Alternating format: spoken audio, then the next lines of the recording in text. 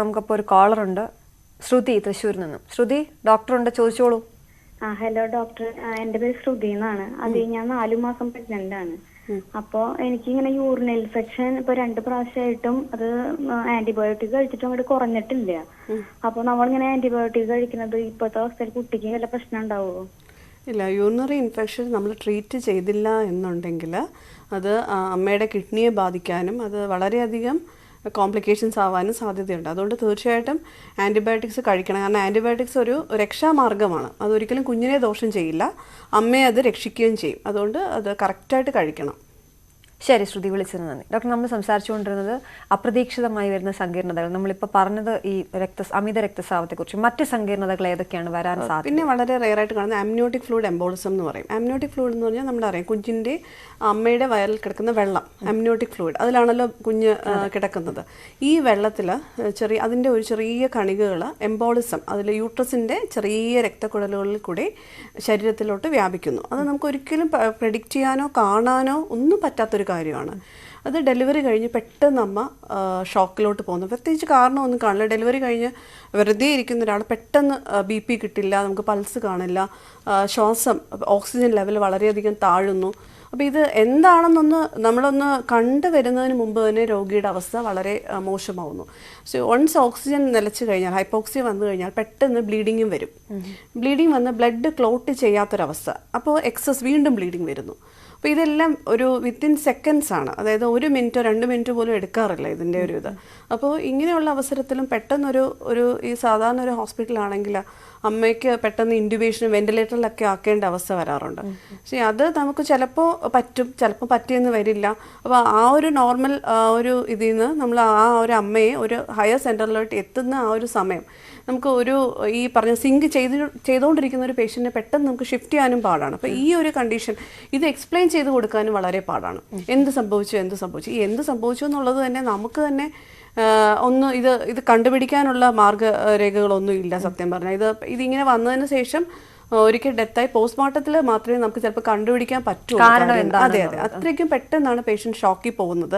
അപ്പോൾ ഇങ്ങനെയുള്ള കണ്ടീഷൻ പെട്ടെന്ന് രോഗിയെ വെന്റിലേറ്ററിലിട്ട് ഓക്സിജനൊക്കെ കൊടുത്ത് ചിലപ്പം, പക്ഷെ എന്നാലും ഇതിൻ്റെ ഒരു മരണസംഖ്യ വളരെ കൂടുതലാണ്. ഒരു 100 പേര് എടുക്കാമെങ്കിൽ അതിൽ ഒരുപക്ഷെ ഒരു 5-ൽ താഴെ പേര് മാത്രമേ രക്ഷപ്പെടാറുള്ളൂ. അത്രയ്ക്കും സങ്കീർണമായ കണ്ടീഷൻസാണ്. പക്ഷെ അതും രക്ഷപ്പെട്ടു പോകുന്നുണ്ട്.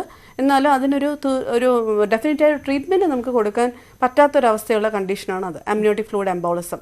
അത് എപ്പോൾ സംഭവിക്കുമെന്ന് ആർക്കും പറയാൻ പറ്റില്ല. ചിലപ്പോൾ ഡെലിവറി സമയത്തായിരിക്കാം, ഡെലിവറി കഴിഞ്ഞിട്ടായിരിക്കാം, ഈ മറുപിള്ള സെപ്പറേറ്റ് ചെയ്യുന്ന സമയത്തായിരിക്കാം. അങ്ങനെ പല സമയത്തും അത് സംഭവിക്കാം. അതാണ് ഒരു കണ്ടീഷൻ. പിന്നെ മൂന്നാമതായിട്ട് വരുന്നത് നമുക്ക് അനാഫൈലാക്സിസ്, അതായത് ചില മരുന്നുകളുടെ റിയാക്ഷൻ. നോർമലി അലർജി ഉള്ള പേഷ്യൻ്റ് ഒന്നും ആയിരിക്കില്ല. പക്ഷേ നമ്മൾ എല്ലാ പേഷ്യൻസിനും ആൻറ്റിബയോട്ടിക്സ് കൊടുക്കുമ്പോഴും അല്ലെങ്കിൽ വേദനരഹിതമായ മരുന്നുകൾ കൊടുക്കുമ്പോഴും എല്ലാവർക്കും ടെസ്റ്റ് ചെയ്തിട്ട് മാത്രമേ കൊടുക്കാറുള്ളൂ. അതൊരു റൂളാണ്. പക്ഷേ ഈ ടെസ്റ്റ് ചെയ്യുമ്പോൾ നോർമൽ കാണിച്ചത് ചിലപ്പോൾ പെട്ടെന്ന് മരുന്ന് കൊടുക്കുമ്പോൾ പെട്ടെന്ന് പേഷ്യൻ്റ് അബോധാവസ്ഥയിലോട്ട് പോകുന്നു. അത് നമ്മൾ ടെസ്റ്റ് ചെയ്യാൻ മാത്രമല്ലേ നമുക്ക് പറ്റുള്ളൂ. ഇപ്പോൾ ഒരു 100 പേർക്ക് കൊടുക്കുന്ന ഒരു മരുന്ന് 101ാമത്തെ ആൾക്ക് കൊടുക്കുന്നത്. പക്ഷേ ആ രോഗി അതെങ്ങനെ അത് പിന്നെ റിയാക്ട് ചെയ്യുന്നത് നമുക്ക് ഒരിക്കലും പ്രെഡിക്റ്റ് ചെയ്യാൻ പറ്റില്ല. അപ്പോൾ ഇങ്ങനത്തെ കണ്ടീഷൻസിൽ പെട്ടെന്ന് പേഷ്യൻ്റ് ഷോക്കിൽ പോകുന്നു. അതുകൊണ്ട് പ്രഗ്നൻസി ആയതുകൊണ്ട് തന്നെ കുഞ്ഞ് വയറ്റിൽ കിടക്കുന്നതുകൊണ്ട് അമ്മയുടെ ജീവൻ രക്ഷിക്കാൻ ചിലപ്പോൾ പെട്ടെന്ന് തന്നെ അമ്മയുടെ ഈ ജീവൻ ഇങ്ങനെ താഴ്ന്നു പോയിക്കൊണ്ടിരിക്കുമ്പോഴും പെട്ടെന്ന് സിസേറിയൻ ചെയ്താൽ കുഞ്ഞിനെ വയറ്റിൽ നിന്ന് മാറ്റേണ്ട അവസ്ഥയുണ്ട്. എങ്കിൽ മാത്രമേ അമ്മയ്ക്ക് കുറച്ചും കൂടെ ഈ സ്ട്രോങ് ആയിട്ടുള്ള റെസിസ്റ്റേഷൻ കൊടുക്കാനും പെട്ടെന്ന് അമ്മയെ വെന്റിലേറ്ററിലോട്ട് മാറ്റി ഒക്കെ ചെയ്യാൻ. അപ്പോൾ ഇതെല്ലാം വിത്തിൻ ഈ പറഞ്ഞ കണക്ക് ഒരു 5-10 മിനിറ്റിനകത്ത് തന്നെ നമുക്കത് ചെയ്യേണ്ടി വരും. ഒരു ഡിസിഷൻ എടുക്കുമ്പോൾ അതുകൊണ്ടാണ് ഇപ്പം ഡോക്ടർ ഒന്നും വന്ന് പറഞ്ഞില്ല, ഈ കണ്ടീഷൻസ് നടക്കുമ്പോൾ ഡോക്ടർ ഞങ്ങളോട് സംസാരിച്ചില്ല, അങ്ങനെ പറയുന്ന ആളുകളുമുണ്ട്. പക്ഷെ ആ സമയത്ത് നമുക്ക് ഞാൻ പറഞ്ഞില്ലേ, ഈ ഒരു വിത്തിൻ 10 മിനിറ്റ്സ് അല്ലെങ്കിൽ 5 മിനിറ്റ്സ് ആയിരിക്കും നമ്മൾ ഇത്രയും കാര്യങ്ങൾ ഒരുമിച്ച് ചെയ്യുന്നതും പെട്ടെന്ന് ആളെ വിളിച്ച് കൂട്ടുന്നതും അതിനോടുള്ള സംവിധാനങ്ങളെല്ലാം ചെയ്യണ്ടേ. അതൊരിത്. പിന്നെ ഉള്ളതാണ് ഒരു പെരിപാർട്ടം കാർഡിയോമയോപ്പതി എന്ന് പറയുന്ന ഒരു സംഭവമുണ്ട്.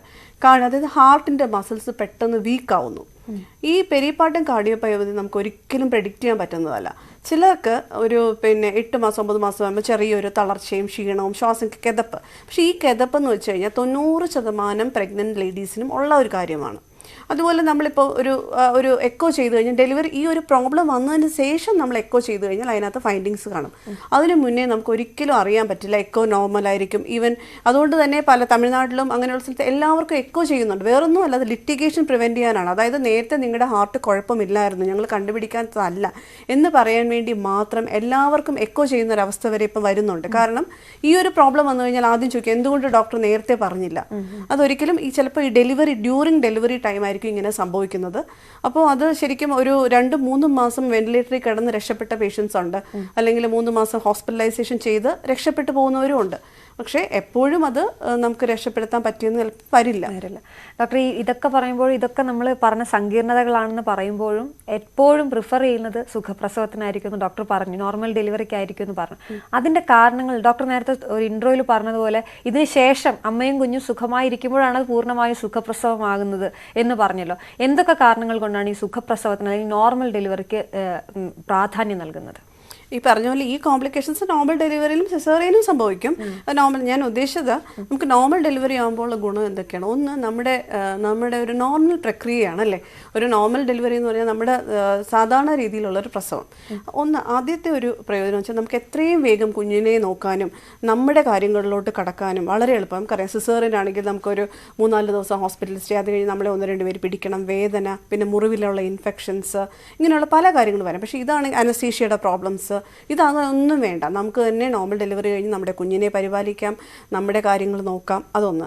2, ഭാവിയിലാണെങ്കിലും ഈ നമുക്കറിയാം ഒരു സിസേറിയൻ സ്കാർ വന്നു കഴിഞ്ഞാൽ യൂട്രസിലൊരു മുറിവ് വരികയാണ്. അപ്പോൾ അത് വന്നു കഴിഞ്ഞാൽ നമുക്ക് അടുത്ത ഒരു പ്രസവവും സിസേറിയൻ ആകാനാണ് സാധ്യത.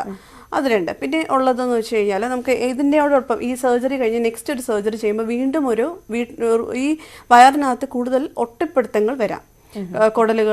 കുടലും അല്ലെങ്കിൽ മൂത്രസഞ്ചി ഇതെല്ലാമായിട്ടുള്ള ഒട്ടിപ്പിടുത്തം വരികയും പിന്നെയുള്ള ഓപ്പറേഷൻസ് സങ്കീർണമാവുകയും ചെയ്യും.